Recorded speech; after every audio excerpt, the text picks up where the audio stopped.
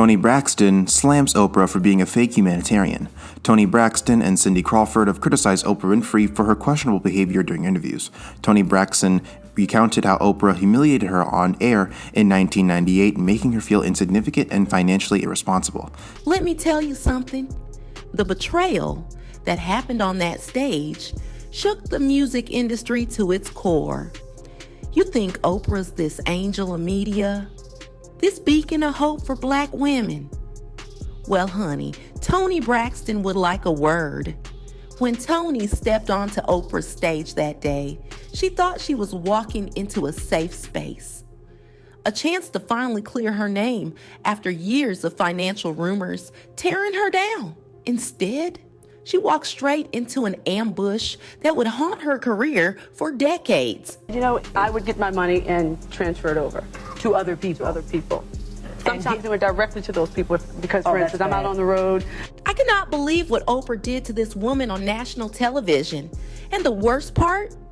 Millions of viewers had no idea they were watching a calculated takedown of one of R&B's most legendary voices. The disrespect was so blatant, so cruel, that 15 years later, Toni still hasn't recovered from it.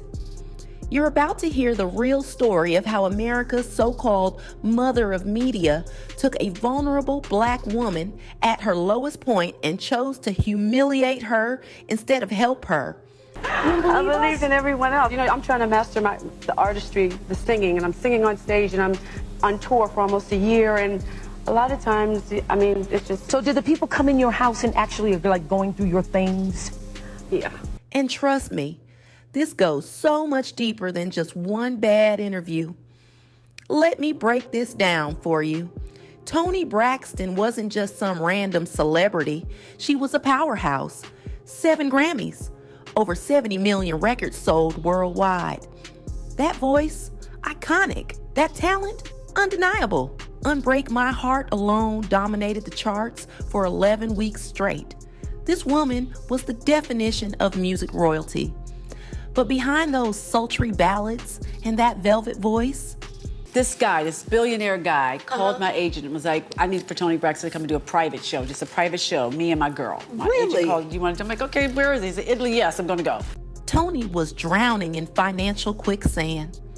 And not because she was out here buying private jets or mansions on every continent. The truth about her money situation was so much more complicated and so much more devastating than anyone knew. Imagine this.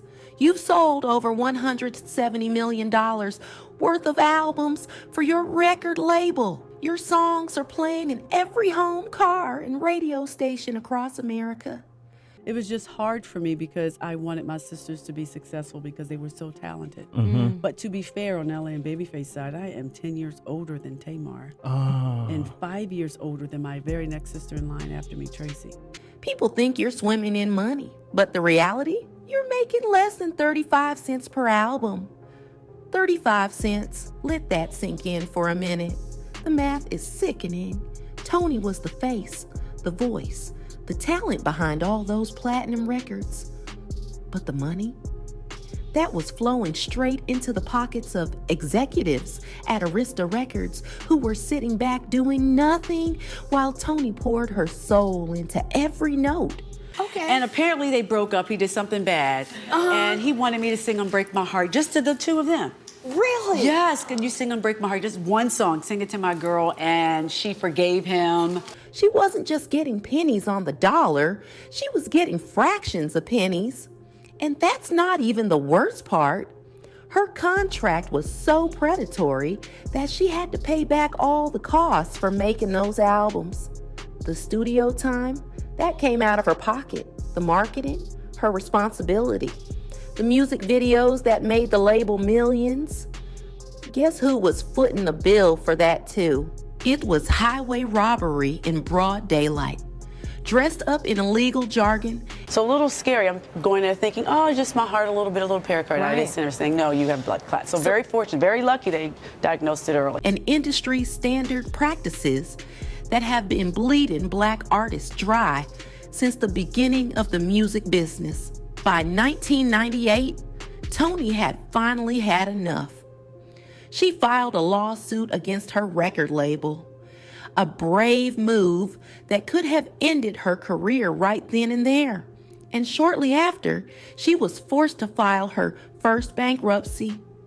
Not because she was buying Gucci flatware like Oprah would later suggest. I was just starting, so I was catching up. So at 14, that's when I would start to sneak a little bit. The bus driver would play music on the bus, but at home, unless it was the gospel singer James Cleveland or somebody, or Going Up Yonder, Tremaine Hawkins, no. But because she was literally being worked to the bone for crumbs. But that was just the beginning of Toni's financial nightmare. Just when she thought she was getting back on her feet, life threw her another devastating curveball. In 2010, Toni was diagnosed with lupus and microvascular angina. Do you have any idea what that means for a performer? Her entire livelihood depends on her health and energy. She had this massive Las Vegas residency lined up. I know all these, and I would watch your show and I'd hear you say, you and Bill Cosby, and you say, make sure you sign all your checks. Sign all your checks. Things. Yeah. The kind of steady, reliable income that could have finally given her financial stability. But because of her health crashing, she had to cancel the entire thing. And here's the gut punch. Her insurance didn't cover it, not a dime.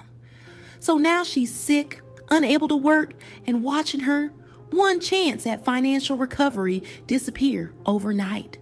The second bankruptcy filing wasn't far behind, and the headlines, brutal. The blogs and tabloids didn't care about the nuance or the truth. They just wanted the juicy story. Toni Braxton broke again, as if she was out here being irresponsible, when in reality, she was fighting for her life on multiple fronts. Then came the tax issues. 2017 and 2019, the IRS and California Tax Board slapped her with liens totaling nearly $500,000. Can you imagine?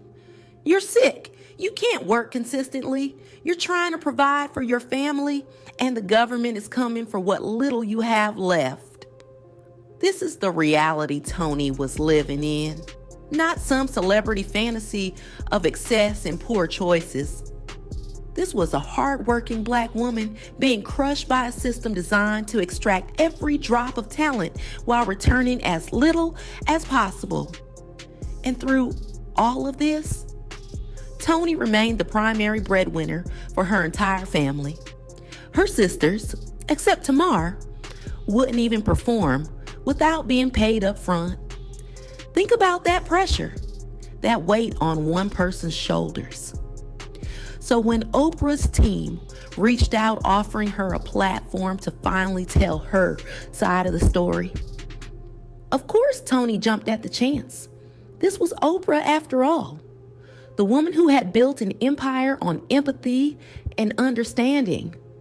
The woman who had supposedly dedicated her career to lifting up other women, especially Black women. Toni thought this was her moment for redemption, a chance to clear her name and explain the complex reality behind those harsh bankruptcy headlines. She was vulnerable. She was trusting. She was hopeful. What she got instead was a public execution of her character that would echo through her career for years to come. The moment Toni sat down in that chair across from Oprah, she knew something was off. When the energy was wrong, the questions felt loaded. But it was too late. The cameras were rolling, and what happened next was one of the most uncomfortable television interviews I have ever witnessed. Oprah didn't just ask about the bankruptcies. She interrogated Toni about them with this smug, judgmental tone that made it crystal clear. This wasn't about understanding. This was about shaming. And then came the question that revealed Oprah's true intentions. With millions watching, Oprah leaned forward and asked Toni about her Gucci flatware. Gucci flatware. as if Toni was out here buying gold-plated forks while dodging her creditors. As if her financial problems were because she was too busy shopping for luxury items instead of paying her bills. It was a calculated move designed to make Toni look frivolous, irresponsible, and completely out of touch. It painted her as a stereotype of the wasteful celebrity who didn't know how to manage money. And it was a complete fabrication. Let me be absolutely clear. Gucci doesn't even make flatware. It was a lie. A made-up example pulled out of thin air to embarrass Toni and reinforce a narrative that simply wasn't true. And Oprah knew exactly what she was doing. Toni has since said that moment made her feel this big. Imagine bearing your soul, trusting someone with your deepest struggles, only to have them use that vulnerability to publicly diminish you. It wasn't just embarrassing, it was cruel. And sources close to Toni say that interview changed everything. Her reputation took a hit. Her credibility was questioned. All because Oprah, a billionaire who could have used her platform to help explain the predatory nature of the music industry, chose instead to perpetuate harmful stereotypes about Black women and money. But wait, it gets even worse. Because what came out years later is that Oprah allegedly didn't just ambush Toni on stage. She went behind her back to sabotage her before the interview even aired. According to reports, Oprah personally called Toni's record label to tip them off about the content of the interview. Think about that for a second. While pretending to be Toni's ally to her face, Oprah was potentially undermining her behind the scenes. How's that for sisterhood? How's that for supporting another Black woman during her time of need? It wasn't just a betrayal. It was a calculated hit job disguised as journalistic integrity. And you want to know what's really sick about this whole situation? I think Oprah was projecting. Here's a woman who famously talked about how she used to save her free hotel soaps and reuse tea bags because she was so afraid of ending up broke. A woman who, despite her billions, still carries those financial insecurities. But instead of recognizing that shared trauma and using it to connect with Toni, she weaponized it against her, used it to elevate herself by pushing Toni down. Look at her mistakes, the subtext screamed. I would never be so irresponsible. It was the ultimate act of hypocrisy from a woman who built her brand on authenticity and vulnerability. But I guess that vulnerability only counts when it's making Oprah money, right? Years later, in her book, Unbreak My Heart, Toni finally got to tell the whole truth, that her bankruptcies weren't about luxury purchases or irresponsible spending. They were about a bad management deal that forced her to pay for everything, tours, expenses, promotion, while receiving almost nothing in return.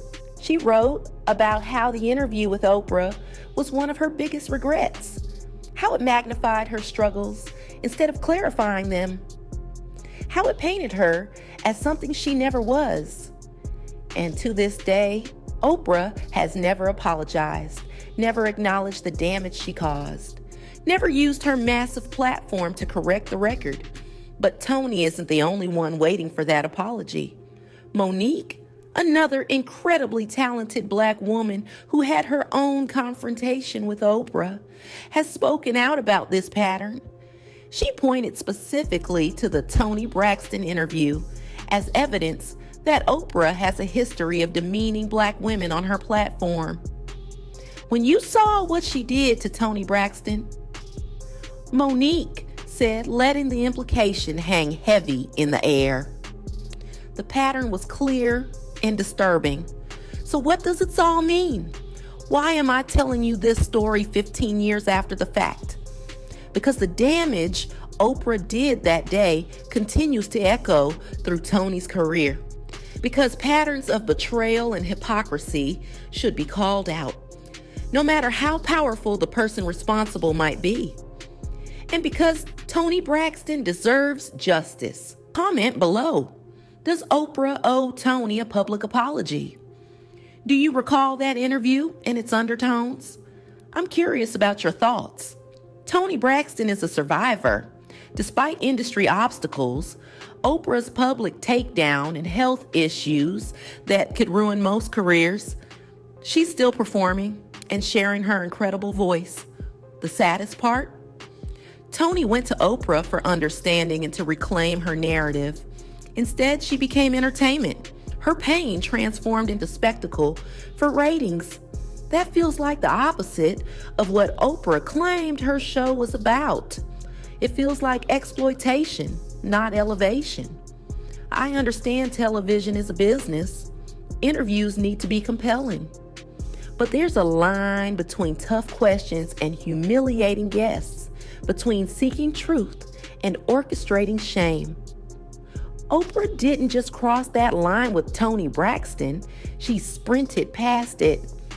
That doesn't erase what happened or heal the wound of betrayal or recover years of reputation damage that followed. As for Oprah, her empire continues to grow. Her influence remains unmatched in media.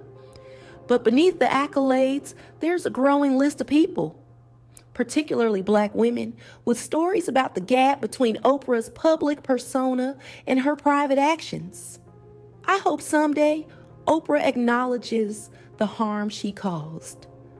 I hope she'll use her platform to correct the record and give Toni the vindication she deserves. Toni Braxton deserved better. It's about time someone said so.